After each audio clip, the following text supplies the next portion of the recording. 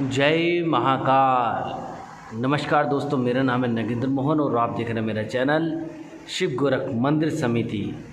बहुत सारे चमत्कार आपको बताना बाकी हैं, बहुत सारा योग आपको बताना बाकी है, बहुत सी मुद्राएं आपको बताना बाकी हैं। इतनी तमाम सारी मुद्राएं मैंने आपको बताई हैं, आपने बखूबी उसमें अच्छा प्रदर्शन हासिल किया है और अच्छा अनुभव लिया है। लेकिन आज हम एक बात करेंगे एक ऐसी मुद्रा की जो आपके शरीर की प्रत्येक क्रिया पर कार्य करेगी, अर्थात आपकी इंद्रियों पर काम करेगी।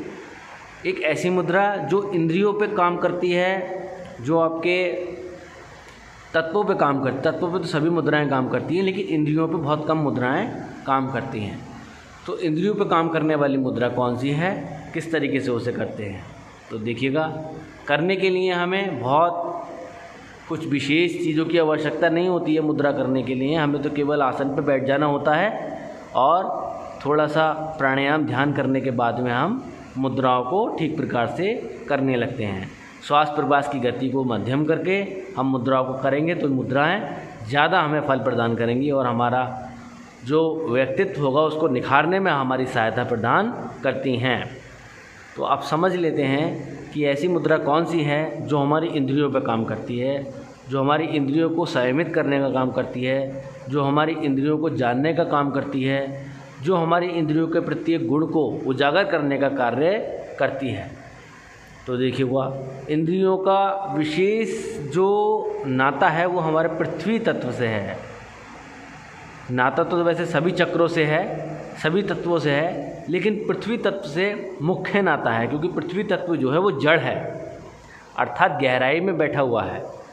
तो जड़ जब गहराई में होती है तो वहाँ नाता गहरा होता है। तो इसलिए इंद्रियों का जो सबसे गहरा नाता है वो पृथ्वी तत्व से है। तो अगर हम पृथ्वी तत्व को संयमित करने की कोई भी मुद्रा करें, उसको संयमित करने का कोई भी प्राणायाम करें, तो हमारी जो इंद्रियां हैं वो बखूबी खुद ही संयमित होने लगेंगी। हमें उसको करने के लिए कोई विशेष प्राणायाम, कोई विशेष साधना की आवश्यकता नहीं है। उसके लिए हमें मात्र अपने पृथ्वी तत्व को संयमित करना है। किस तरीके से हम संयमित करेंगे? संयमित करने के लिए हमने पिछली वीडियोज़ में आपको बताया कि हमारी अनामिका उंगली जो होती है वो हमारे पृथ्वी तत्व का प्रतीक है। क्यों? क्योंकि हमारे पृथ्वी तत्व की नाड़ी यहाँ पर विद्यमान रहती है। नाड़ी का जो छोर है वो यहाँ विद्यमान रहता है, जिससे हमारा जो पृथ्वी तत्व है वो नेगेटिव और पॉजिटिव ऊर्जा इन पोरों के माध्यम से बाहर की ओर फेंकने लगता है। अर्थात ये मार्ग है बाहर की ओर फेंकने का ऊर्जा को। तब हम नेगेटिव और पॉजिटिव दोनों ऊर्जाओं को ग्रहण करने वाले होते हैं। हमारी बॉडी ही ऐसी बनी होती है कि हम नेगेटिव और पॉजिटिव दोनों ऊर्जाओं को ग्रहण करें, क्योंकि अगर नेगेटिव और पॉजिटिव दोनों ऊर्जाएं अगर हमारे शरीर के अंदर नहीं होंगी तो हमारा शरीर नहीं चलने वाला, बिल्कुल भी नहीं चलेगा। क्यों? उसकी वजह है पॉजिटिव जो ऊर्जा है हमारी, वो हमारी पॉजिटिव चीज़ों को नियंत्रण करके रखती है। जैसे पॉजिटिव चीज़ें क्या है? हमें भूख लगना है, हमें देखना है, हमें खाना है, हमें बोलना है, हमें सोना है। ये सारी चीज़ें जो है वो पॉजिटिव में आती हैं। और नेगेटिव जो पॉजिटिव ऊर्जा है, जो सकारात्मक ऊर्जा है, वो ऊर्जा हमें कर्म करने में हमारी सहायता प्रदान करती है। साथ में हमारे ऑर्गन से उनको संचालित करने का कार्य हमारी पॉजिटिव ऊर्जा करती है। जैसे हार्ट का काम है हमारे शरीर में ब्लड का फिल्ट्रेशन करना, ब्रेन का काम है हमारे तंत्रिका तंत्र को सुरक्षित रखना और समस्त शरीर का संचालन करना, लीवर का काम है ब्लड को बनाना, और आंतों का काम है भोजन को पचाना। इस तरीके से हमारा पृथ्वी तत्व काम करता है। लेकिन इस पृथ्वी तत्व में नकारात्मक ऊर्जा जो हमारे इस शरीर को संचालित करने का काम करती है। कैसे? जैसे हार्ट के अंदर पॉजिटिव ऊर्जा से हमारा ब्लड सर्कुलेशन होता है, तो साथ में डीऑक्सीजनेटेड ब्लड भी होता है। उसको संतुलन में लाने के लिए नकारात्मक ऊर्जा आवश्यक है, उसको रोकने के लिए नकारात्मक ऊर्जा आवश्यक है। लीवर में जैसे ब्लड का बनना और ब्लड का अधिक रुकना, तो ये चीज़ें हैं। जैसे तंत्रिका तंत्र में तंत्रिकाओं का बनना और ख़त्म होना, बनना और ख़त्म होना, तो ये ख़त्म होने की जो प्रक्रिया है शरीर के अंदर, ये हमारी नकारात्मक ऊर्जा ही करती है। लेकिन जब हमारा शरीर पूर्ण रूप से सकारात्मक हो जाता है, सकारात्मक ऊर्जा का बन जाता है और हम नकारात्मक ऊर्जा जड़ से अपनी ख़त्म कर देते हैं, तब हम अपने शरीर का पूर्ण जागरण कर लेते हैं। तब हमारा शरीर नहीं रह पाता, हमें दर्द का अनुभव नहीं होगा, हमें किसी भी इंद्रियों का, तत्वों का, प्राणों का कोई अनुभव नहीं होगा। हमारे शरीर को संचालन करने के लिए बहुत सी चीज़ें लगातार हमारा साथ देती रहेंगी। तो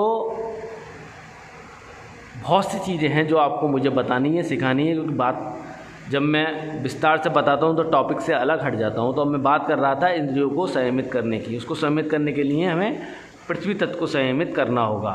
पृथ्वी तत्व को संयमित करने के लिए हमें कोई विशेष प्राणायाम की आवश्यकता नहीं होती है, हमें तो केवल एक मुद्रा करनी होती है। तो हम मेरी वीडियो को पूरा समझिएगा। मुद्रा कुछ इस तरीके से करते हैं, देखिएगा। यहाँ आपको ये इस तरीके से पॉइंट पे लगा लेना है। अनामिका उंगली से अंगुष्ठ सीधे एंगल में हो, अनामिका उंगली भी सीधे एंगल में हो, मुड़ा हुए नहीं होनी चाहिए, इस चीज़ का विशेष ध्यान रखें। इस तरीके से सीधे हों। यहाँ पर ये कंष्टिका आ गई आपकी और यहाँ पर ये आपकी आकाश की उंगली आ गई।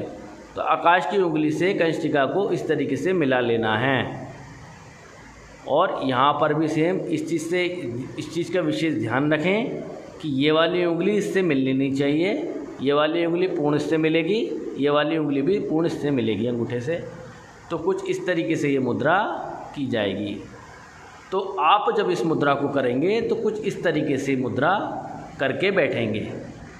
देखिएगा, पूरी देख लीजिएगा। कुछ इस तरीके से आपको ये मुद्रा करनी है। कंष्टिका उंगली बिल्कुल सीधी होनी चाहिए, अनामिका उंगली और ये सब सीधी होनी चाहिए, सेपरेट बिल्कुल सीधी हो। ऐसा कहिए कि ये जो है उंगली जो हो आपकी वो 19 डिग्री के एंगल में ही होनी चाहिए। जब आप ऐसा करेंगे तब आपके अनामिका उंगली की नाड़ी पर दबाव पड़ेगा। जो दबाव पड़ेगा वो आपको बहुत ज़्यादा प्रभावित करेगा। इतना प्रभावित करेगा कि आप बार बार उंगली छोड़ देंगे, क्योंकि दर्द भी इसमें होना है, स्वाभाविक है इसमें दर्द होना। तो इस तरीके से आपको ये मुद्रा कर लेनी है। तो इस मुद्रा का प्रभाव क्या है, तो देखिएगा, जब हम ये मुद्रा करेंगे तो हमारे यहाँ पर दबाव पड़ रहा है।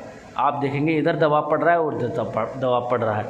तो ये दबाव क्या है, यहाँ पर पृथ्वी तत्व की नाड़ी है। तो इस नाड़ी से जब ये दबाव पड़ेगा तो यहाँ के जो ऑरा निकल रहा है हमारा, बार बार तत्वों का जो ऑरा निकल रहा होता है हमारा, कि ये जल तत्व का निकल रहा है इधर से आकाश तत्व का निकल रहा है, इधर से वायु तत्व का निकल रहा है, इधर से अग्नि तत्व का और इधर से पृथ्वी तत्व का। ये जो ऑरा निकलना है, ये ऑरा निकलना बंद हो जाता है मुद्रा से। मुद्रा जो हम कोई भी करते हैं तो ये ऑरा निकलना बंद हो जाता है, तो मुद्रा अंतर्मुखी बन जाती है। तो ये जो ऑरा निगेटिव हो या पॉजिटिव हो, दोनों ही निकलना बंद हो जाते हैं। लेकिन जब हम मुद्रा करके ध्यान ओम जप करते हैं, तब प्राणायाम करते हैं, जप करते हैं, तो ये ऑरा पॉजिटिव बन जाता है और पॉजिटिव ऊर्जा को हमारे शरीर के अंदर प्रत्येक रोम रोम में संचालित करता रहता है। यही प्रभाव मुद्राएं देती हैं, जिससे हमारा मन एकदम स्थिर हो जाता है और हम पूर्ण रूप से वैसे नहीं रह पाते जैसे हमारा जीवन पहले था। हम विकासशील बनने लगते हैं, हम परिवर्तित होने लगते हैं, हम ऐसे हो जाते हैं कि जैसे मानो एक हल्की रुई हो, उसके सदस्य वो वायु में गमन कर रही हो और धीरे धीरे उसमें गमन करते करते अपने गंतव्य की ओर जा रही हो। केवल हम एक ऊर्जा को अनुभव करते हैं, वो ऊर्जा हमारे शरीर का संचालन करती है, लेकिन साथ में वो ऊर्जा समस्त ब्रह्मांड में संचालित होती है। तब हम ये जानने लगते हैं कि वास्तव में हमारे इर्द गिर्द जो भी ऊर्जा घूम रही है वो क्या है। अभी हम क्या है, अभी हमारा हिसाब, अभी हमारा जो माइंड है वो डिस्टर्ब है। कैसे डिस्टर्ब है? क्योंकि हम ये जान नहीं पाते कि हम जिस शक्ति के सामने रह रहे हैं, जिस शक्ति के अंदर रह रहे हैं, वो वास्तव में क्या है। जैसे एक मछली सागर में रहते हुए भी, समुद्र में रहते हुए भी समुद्र को नहीं जान पाती, वो तमाम उसमें ही भ्रमण करती है, उसके ही चारों ओर घूमती है, लेकिन समुद्र को जानना उसके बस में नहीं। क्यों? क्योंकि वास्तव में समुद्र में रहते हुए भी उसने ये नहीं जान पाई कि ये समुद्र है और हमें ये प्रभावित कर रहा है, हमारे जीवन को पूर्ण संचालित करके सींच रहा है। वैसे ही मनुष्य पृथ्वी पर रहकर भी, उसके इर्द गिर्द रह कर के भी ईश्वर को नहीं जान पाता, उसके पास में रहते हुए भी, उसके अंदर रहते हुए भी ईश्वर को नहीं जान पाता। लेकिन हम विशेष योग विद्या और प्राणायाम से उसका अनुभव भी कर सकते हैं, उसके बारे में जान सकते हैं और अपने जीवन को पूर्ण विद्या वाला, पूर्ण ज्ञानी और कल्याणकारी बना सकते हैं, जिससे हम अपने साथ साथ दूसरों का कल्याण करते हैं, अपने परिवारजनों का कल्याण करते हैं और अपने मित्रजनों का भी कल्याण करते हैं। यही हमारा उद्देश्य होना चाहिए। जन कल्याण के लिए यही सारी चीज़ें होनी चाहिए। अगर हम ये सब चीज़ें ना कर करके हिंसात्मक बनेंगे, द्वेषात्मक बनेंगे, ईर्ष्यात्मक बनेंगे, तो हमारा जीवन कुछ ही क्षण का होगा और हमें वो पूर्ण संतुष्टि नहीं मिल पाएगी जो हमें मिलने वाली है। मानव देह का उद्देश्य यही है कि हम अपने जीवन को कल्याणकारी बनाएं और ऐसा बनाएं जो दूसरों से भिन्न हो, अलग हो और क्रियात्मक हो, रचनात्मक हो, कलात्मक हो, विद्यात्मक हो, स्वाध्यात्मक हो।